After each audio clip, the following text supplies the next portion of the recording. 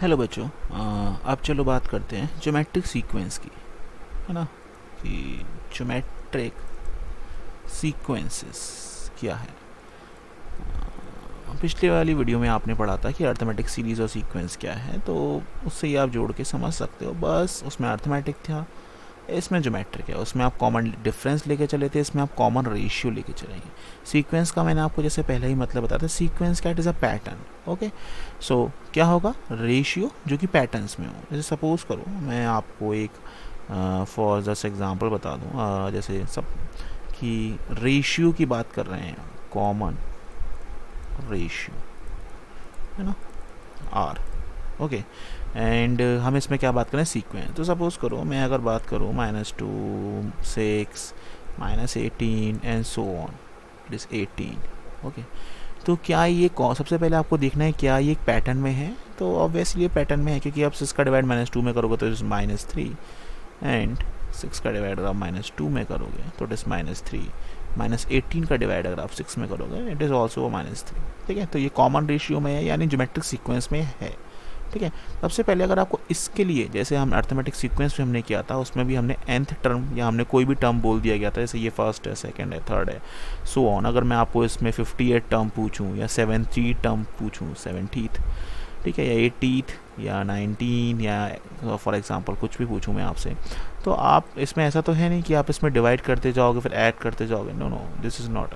आपको इसके लिए कोई फॉर्मूला पता होना चाहिए। तो ज्योमेट्रिक सीक्वेंस के लिए अगर आपको फॉर्मूला फाइंड आउट करना है फॉर सीक्वेंस के लिए, तो इसके लिए फॉर्मूला है, सीक्वेंस की बात है तो ऑब्वियसली यू से आप इसको डिनोट करोगे, और U N is equals to U1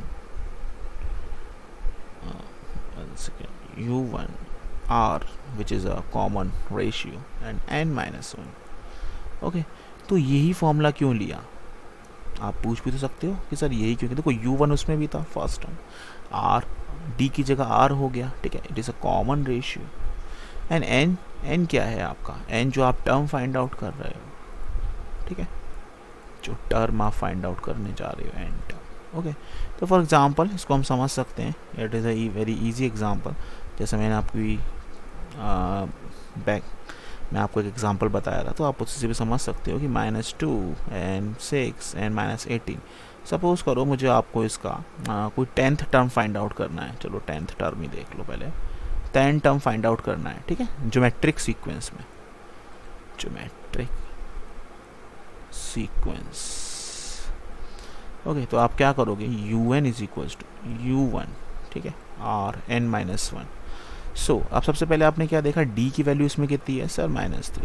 U1 की वैल्यू कितनी है इसमें, -2। D की वैल्यू -3 कैसे है, 6 का डिवाइड आपने किया -2 में तो आया -3। ओके ओके, ऑलवेज रिमेंबर, मैं आपको हमेशा ये बात बोलता हूँ कि कभी भी आप सबसे पहले ये चेक करो ये क्वेश्चन अपने सीक्वेंस में है भी या नहीं, क्योंकि कभी कभी क्वेश्चंस नहीं भी होते हैं। ठीक है, आप उसमें करने में लगे हो UN, D एंड U1 और पता चला आपका आंसर ही नहीं आ रहा, तो ऐसा नहीं करना है। ठीक है, तो इसके लिए आप क्या करोगे, UN के फॉर्मूले में अगर आप लगाओगे, D की वैल्यू आपके पास -3 है और U1 की -2 है, और 10th आपको दे रखा है n की वैल्यू, तो U10 is equals to -2 into -3 bracket n-1 10-1।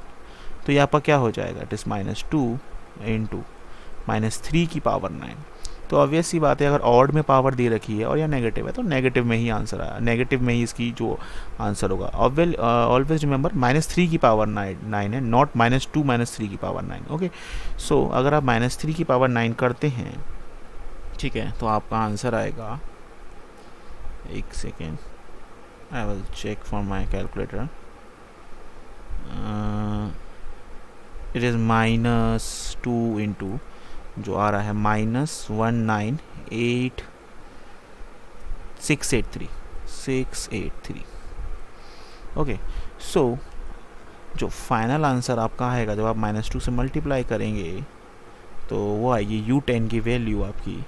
ठीक है, as is just simple into only -2 into. Okay, so -2 into जब आप करेंगे -19680 में, तो ऑलवेज सी बात है पॉजिटिव होगा, माइनस माइनस पॉजिटिव, तो 39366। ओके बेटा, ठीक है, तो U10 की वैल्यू आपकी आ गई, तो आपने फाइंड आउट किया। ठीक है, छोटी छोटी कैलकुलेशन है, इनटू करना, माइनस करना, पावर में आपको टर्म फाइंड आउट करना, तो ये तो आपको ऑब्वियस सी बात है, आपको आना चाहिए, है ना। सो अब हम बात करते हैं फॉर नेक्स्ट एग्जांपल। सपोज को एक एग्जांपल और ले लेते हैं, अगर आपको इस चीज़ से नहीं समझ में आया हो। ठीक है, 2 रेशियो ले लेते हैं, 2 4, ठीक है, and then 8 then 16, okay, then so on. ठीक है, इसमें आपको मुझे फाइंड आउट करना है 58 टर्म। ओके, तो नॉर्मल सी बात है, it is a geometric sequences. Okay, so D की वैल्यू कितनी है आपकी इसमें? डी की वैल्यू है आपकी इसमें 2। U1 की वैल्यू कितनी है इसमें आपकी? 2। ओके, तो आप इसमें क्या करेंगे? सिंपल सी बात है, आप इसमें U50 लगाएंगे। Okay, U1 R 50 -1। ठीक है, N की वैल्यू कितनी है इसमें? 50 तो है। ओके, सो अब आप क्या करेंगे आगे? U50 is equals to U1 है आपका 2 इंटू R 50 माइनस R की वैल्यू कितनी दे रखी है आपकी? Sorry, this is R not D, it is a D। Okay, my mistake, it is R। Okay, तो R की वैल्यू आपकी 2 की पावर कितना है? 50 -1 which is 49।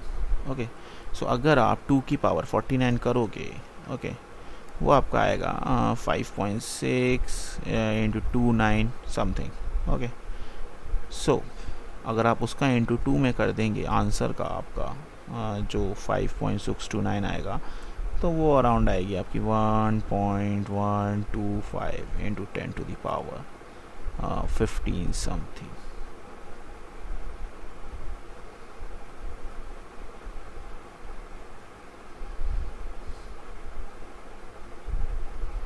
No, okay okay, ठीक, देखो ना, 2 इंटू 2 होता जा रहा है 32, देन अगला आएगा आपका 64, देन सो ऑन 58 टर्म तक आप जाओगे तो आपकी वैल्यू सो ऑन दिस इसी में आ जाएगी। Okay okay, so this 10⁻15। Okay, so ऐसे आप कर सकते हो। ठीक है, अब मैं आगे बात करता हूँ कि आपने पढ़ लिया ज्योमेट्रिक सीक्वेंस क्या है। अब मैं अगर बात करूँ कि ज्योमेट्रिक सीरीज़ क्या है। ओके, ज्योमेट्रिक सीक्वेंस तो आपने पढ़ लिया, हाँ, है ना, कि ज्योमेट्रिक सीरीज़ क्या है। तो बेटा ज्योमेट्रिक सीरीज़, एक सेकेंड, जो आपकी ज्योमेट्रिक सीरीज, सिंपल सी बात है, अगर सीक्वेंस सीरीज़ क्या होंगी? Summation of sequences. ओके, तो इसमें सिंपल सी बात है, समेशंस के लिए आएगा, यानी कुछ SN की वैल्यू होगी आपकी। ठीक है, तो ज़्यादा ना टाइम वेस्ट करते हुए सिंपल से समझते हैं कि SN का इसमें क्या आपका फॉर्मूला यूज़ होगा for finding the value of first sum of n terms. Okay, आप इसमें लिख सकते हो for finding the sum of n terms, लिख सकते हैं sum of n terms. Okay, so U1, okay, and R की power n -1 upon R -1. Okay, so this is the formula of summation of Sn of geometric series. Okay, so sum of n terms find out करने के लिए इसको आप ऐसे भी लिख सकते हो, और अगर आप इसको U1 ब्रैकेट ले लो, फिर आप 1 माइनस R की पावर n, है ना, अपॉन 1 माइनस R भी लिखना चाहो तो आप लिख सकते हो। ओके, 1 माइनस R की power n upon 1 minus R। ठीक है, तो आप ऐसे भी लिख सकते हो और आप ऐसे भी लिख सकते हो for finding the values of. अब देखो, जैसा कि मैंने आपको ज्योमेट्रिक सीक्वेंस के लिए बताया, ठीक है, अब अगर सपोज करो एक एग्जांपल लेते हैं ज्योमेट्रिक सीरीज के लिए, है ना, एग्जांपल लेते हैं 20 -10, चलो थोड़ा इस बार टफ ले लेते हैं, 5 -5/2 एंड सो ऑन। अब आपको मुझे इसका ज्योमेट्रिक सीरीज में बताना है सम ऑफ फर्स्ट, देखो सम आ गया ना, मीन्स सीरीज की बात, sum of first 8 terms. Okay, तो first of sum of 8 terms का मतलब क्या हुआ, हमें इसको तो पार्टीशन में कर लेते हैं। तो आपको SN का फॉर्मूला लगाना है, सिंपल सी बात है, SN is to U1 R by N minus one upon one minus sorry R minus one, okay, है ना। और आप इसमें क्या लेके चल रहे हो, आपका इसमें u1 की वैल्यू कितनी है, u1 की वैल्यू आपकी 20 है, ओके। r की वैल्यू आपकी कितनी है, -10 divided by 20 which is -1/2, okay. So अब अगर सबसे पहले मैंने तो सीधा r निकाल दिया, ठीक है, लेकिन आपको इसमें डिफरेंस चेक करना है। आप इसमें भी देखो 5 डिवाइड बाय -10 करोगे तो ये -1/2 आएगा, ओके। तो आपको देखना है कि जो सीरीज़ में है भी या नहीं। अगर आप नहीं देखोगे तो आपका जो आंसर है वो गलत हो जाएगा, ठीक है। तो फर्स्ट ऑफ 8 टर्म्स की बात कर रहा है, तो आप इसमें क्या करोगे, S8 लगाओगे। S8 में क्या होगा आपका, मैं यहाँ u1 की जगह 20 लिख लूँगा, इसी को मैं बस यहाँ पे फॉर्मूले पुट कर रहा हूँ values. -1/2 it is 8 power of 8 -1 bracket 1 and divide by -1/2 which is -1 and -1. So S8 कितना हो जाएगा अगर आप सॉल्व करोगे, 20 that is -1, okay, this is +1, क्योंकि 1 की पावर 8 है अब और इवन में है तो पावर पॉजिटिव हो जाएगी। 2 की power 8 which is 256 -1 and -1/2 and -1। अगर आप इसका एलसीएम लेते हो, एक तो तरीका है आप कैलकुलेटर में वैल्यूज डाल दो तो भी आंसर आ जाएगा, नो डाउट। लेकिन आप एलसीएम ले करोगे तो आपको फ्रैक्शंस में भी आ सकता है, क्योंकि देखो यहाँ पे फ्रैक्शंस में बोला गया है ना। तो फ्रैक्शंस में बोला गया तो फ्रैक्शंस के लिए क्या करोगे, आप इसका आंसर फ्रैक्शन में कर सकते हो। तो अगर मैं इसको लिखूँ आगे S8 की वैल्यू फाइंड आउट करने के लिए, तो S8 की वैल्यू अब क्या हो जाएगी आपकी, तो 3/2 हुआ, चलो एक बार और लिख देते हैं, 20 into 1/256 that is -1 and minus का 3/2 एलसीएम लेके, ठीक है, -1/2 और -1 का एलसीएम है तो -3/2। सो -3/2 ऊपर पहुंचा तो रिवर्स में हो गया, इट इज़ 2/3, माइनस का 2/3, 20 का मल्टीप्लाई, देन एलसीएम लेंगे आप 256 का तो कितना हो गया, -255 upon 256, okay. So it is S8 value of is, जो आप इसको मल्टीप्लाई ऐड करेंगे तो इज़ -40/3 इंटू -255 डिवाइड बाय 256। जब आप इसको मल्टीप्लिकेशन और जब आप इसको डिवाइड करेंगे तो वैल्यू आएगी आपकी 425 डिवाइड बाय 32।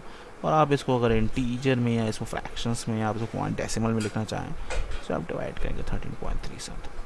सो आप ऐसे कर सकते हैं ज्योमेट्रिक सीक्वेंसेस के, ठीक है, सीक्वेंस एंड सीरीज, ठीक है, this is a series question and so आप इसको समझ सकते हैं, ओके। जैसे अगर इसको सिग्मा के नोटेशन में भी लिखना चाहूँ, ओके, तो एक एग्जांपल और देख लेते हैं सिग्मा के नोटेशन में। अभी हमने सीरीज सीक्वेंस ज्योमेट्रिक में दोनों पढ़ लिया, अगर सिग्मा के नोटेशन में भी, जैसे फॉर एग्जांपल मैंने सिग्मा पहले आपको बता दिया है कि सिग्मा क्या होता है। सपोज करो कि A=1 ले लिया हमने और I=4 ले लिया और 3 1/3 और K-1।